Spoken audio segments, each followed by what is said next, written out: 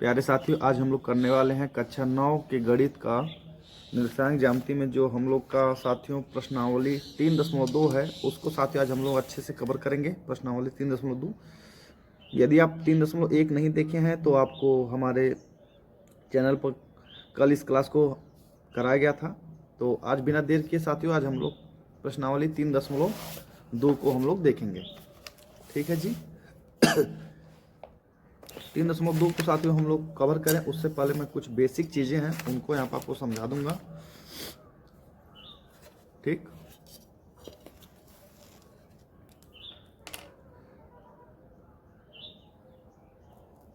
कुछ बेसिक बातें हैं जिनको हम लोग अच्छे से समझ लेंगे, तब हम लोग को प्रश्नावली को हल करने में बहुत ही आनंद आएगा।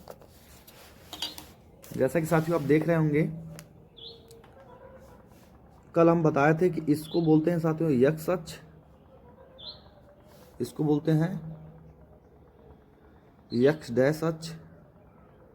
बताया था जिस साइड ये डैश लग जाएगा उस साइड माइनस वाला सिस्टम चालू हो जाएगा, मतलब इधर ऋणात्मक होता है, इधर धनात्मक होता है। और ये होता है हम लोग का वाई डैश अक्ष और ये होता है वाई अक्ष। बिल्कुल ध्यान समझिएगा साथियों, जहाँ आप नहीं समझ में आएगा आप कमेंट कर दीजिएगा, मैं उस टॉपिक पर फिर से वीडियो शूट कर दूंगा। और यह साथियों हम लोग का होता है प्रथम चतुर्थांश, 4 भागों में टूट गया है।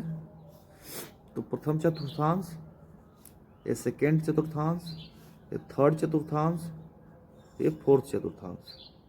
और ये साथियों जो होता है मूल बिंदु होता है, मूल बिंदु इसे कहते हैं मूल बिंदु।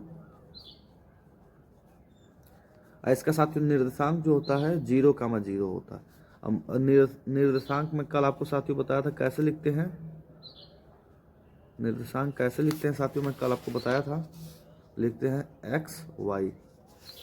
ठीक, क्योंकि यहीं से काउंटिंग शुरू होती है। इस पर साथियों हम लोग का 1 2 3 4 प्लस में होता है, इस पर प्लस में होता है, इस पर माइनस में, नीचे माइनस में। ऊपर वाले को साथियों बोलते हैं उत्तर, नीचे वाले को दक्षिण, इधर को पूर्व, इधर वाले को पूर्व, इधर वाले को पश्चिम। ठीक और यहीं पे अभी क्लियर कर लेंगे कि प्रथम चतुर्थांश में साइन किस चीज़ का होता है, प्लस प्लस का कैसे होता है अभी मैं बताया था। पहले एक्स अक्ष को लिखते हैं तो एक्स प्लस में है तो प्लस, वाई प्लस में होता है तो प्लस। सबसे पहले एक्स को लिखते हैं तो एक्स इधर का माइनस में है, ऊपर इधर प्लस पे तो माइनस प्लस, इधर दोनों माइनस में होता है और इधर साथियों हम लोग का होता है प्लस माइनस। इतनी बातें हैं जो कि इस चैप्टर में हम लोग को काम आएगी। तो आइए बिना देर किए हम लोग एक्सरसाइज देखते हैं। आपको स्पष्ट दिख रहा होगा, प्रश्नावली 3.2 में पूछा है कार्तिक तल में किसी बिंदु की स्थिति निर्धारित करने वाली क्षैतिज और ऊर्ध्वाधर रेखाओं के नाम लिखिए। तो आप अब जब भूल जाएंगे तो ऊर्ध्वाधर क्या साथियों, ऊर्ध्वाधर, जब साथियों ऊर्ध्वाधर की बात की जाएगी मतलब ऊंचा, ऊंचाई पर क्या होता है, ऐसे ऐसे जो रेखा होती है उसे बोलते हैं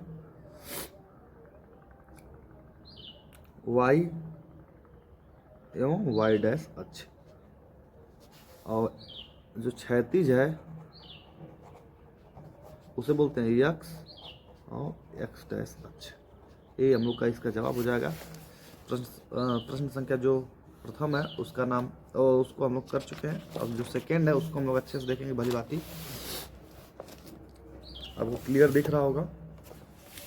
यहाँ साथियों हम लोग का दूसरा प्रश्न है इन दो रेखाओं से बने तल के प्रत्येक भाग के नाम बताइए। मतलब कि ये जो दोनों रेखा हैं जहाँ पर काटती हैं और फिर प्रत्येक भाग का नाम बताइए। तो प्रत्येक भाग का जो नाम होता है इसको साथियों हम लोग का क्या बोलते हैं, दूसरे क्या लेगा, प्रत्येक भाग के नाम को क्या बोलते हैं, चतुर्थांश। क्या बोलते हैं, चतुर्थांश। और कितने चतुर्थांश होते हैं, 4। हम लोग का साथियों तीसरा प्रश्न है उस बिंदु का नाम बताइए जहाँ पर ये दोनों रेखाएं प्रतिच्छेदित करती हैं। तो ये यहीं पर काटती है ना, तो उसको बोलते हैं मूल बिंदु। मूल बिंदु ऊपर मैं समझा दिया हूँ इसीलिए सबसे पहले। तो अब हम लोग का यहाँ दूसरा प्रश्न है, ये आकृति देखना है सबसे पहले, आपको क्लियर दिख रहा होगा यहाँ पर। आपके जो आपकी जो बुक है उसमें दिया होगा एनसीईआरटी वाला यूपी बोर्ड का, ये आपके सामने दिख रहा है ये चित्र, इसी को देखकर हमको जवाब देना है। यहाँ पर लिखा है b के निर्देशांक। अब देखिए इसमें b कहाँ है, देखिए प्यारे साथियों b यहाँ पर है। b का निर्देशांक कैसे हम लोग याद करेंगे? अब देखिए सबसे पहले हमको इसका हम लोग यहाँ से देखेंगे प्रश्न को, जवाब इधर हम लोग कॉपी पर लिखेंगे। सबसे पहले हमको x का मान लिखना है, तो x पर कितना गया है? x पर -5, तो लिखेंगे -5, और x पर -5 और y पर 2, तो लिखेंगे 2, लिखेंगे -5 का मान 2, तो b का निर्देशांक ये हो जाएगा। ऐसे यहाँ पर साथियों पूछा हमसे यहाँ पर पूछा है c के निर्देशांक, और c के निर्देशांक c पहले इसमें देखिए c यहाँ पर है, तो प्यारे साथियों c का निर्देशांक जो होगा पहले x पर देखिए कुछ 5 से एक्स्ट्रा है, 5 ही मान लेते हैं, तो यहाँ पर 5 हो गया, और y पर कितना है? -5 है, तो 5 का -5। ऐसे तीसरा प्रश्न हम लोग का है निर्देशांक -3, 5 द्वारा पहचाना गया बिंदु, मतलब कि -3, x पर -3 और इस पर 5, तो कौन सा बिंदु है साथियों? इधर देखेंगे हम लोग -3, -5 पर पहचाना गया बिंदु क्या है? E है। आपको यहाँ पर देखिए स्पष्ट दिख रहा होगा ऐसे। ऐसे हम लोग का अगला प्रश्न है आई भी नंबर, इसको हम भी करेंगे कि निर्देशांक 2, -4, तो x पर 2 है, x पर 2 इधर आएगा और इधर 4 आएगा, तो इसको ऐसे मिला लेंगे, तो इधर g है, तो 2, -4 पर क्या है? g है। पांचवा प्रश्न साथियों हम लोग का है d का भुज, और आपको मैं बता दिया हूँ भुज और कोटि सबसे पहले जो लिखा रहता है XY में, इसको बोलते हैं भुज, इसको बोलते हैं कोटि। तो लिखा है पहले D का भुज, D कहाँ है? D x अक्ष वाले को बोलते हैं ना, तो D देखिए किस पर टच किया है? 6 पर, तो D का भुज क्या हो जाएगा? 6। और साथियों हम लोग का प्रश्न संख्या 6 है कि बिंदु H की कोटि y वाला, बिंदु H का y क्या है? बिंदु H का y क्या है? -3, तो लिख देंगे साथियों -3, ये हो जाएगी कोटि y अक्ष होता है और भुज x अक्ष होता है।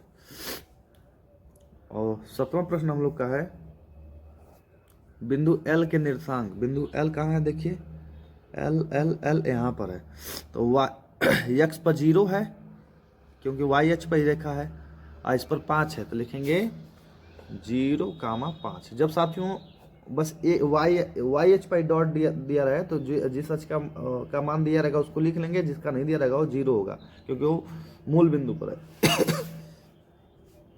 हम लोग का 8वां सवाल है m के निर्देशांक। अब m प्यारे साथियों देखिए यहाँ पर है x डैश अक्ष पर, तो पहले इसको लिख लेंगे -3, और मूल बिंदु पर है, इधर लिख देंगे 0।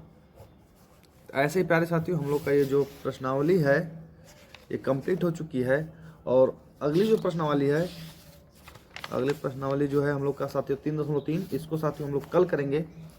आज की प्रश्नावली ये हो गई हम लोग की कंप्लीट। तो एक बार आप कमेंट करके ज़रूर बताइएगा कि आपको सभी प्रश्न समझ में आए।